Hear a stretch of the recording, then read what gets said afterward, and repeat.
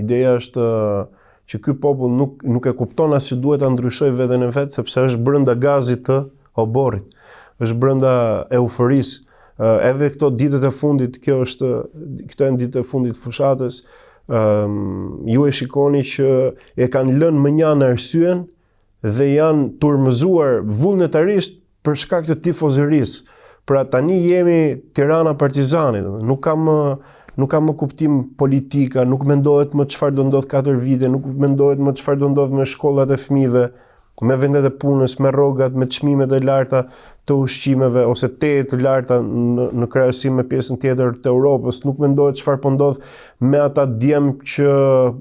përfundojnë duke u vrarë banda me njëri tjetrin, pra me kriminalitetin, me aksidentet rrugore, me gjobat, nuk mendohet për gjitha këto, se nuk ka kohë vetëm për tifozëri këto ditët e fundit, për eufori dhe për turmëzim. Dhe prandaj them që kjo është tragjedia e këtij populli që nuk ulet të mendoj, të reflektoj, qoftë edhe pa pasur, pra nuk ka nevojë për një moral shumë të lartë, mjafton një moral i natyrshëm njerëzor për ta bërë këtë reflektim.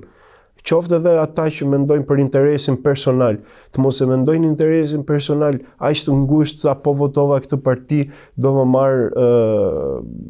maman apo gruan pastruese apo mësuese apo do më marr burrin polic në punë, të mos e mendoj kaq ngushtë sepse të gjithë e dim që edhe një vend pune sot të del përhundësh me aq shumë vuajtje të tjera sa ke për kusur. Ky është problemi, njerëzit duhet ulen të reflektojnë, nuk ka nevojë vetëm për 5 njerëz që mendojnë apo që mund të marrin guximin dalin përpara. Ka nevojë dhe që këta të tjerët vetë ta krijojnë nevojën që këta 5 njerëz të dalin.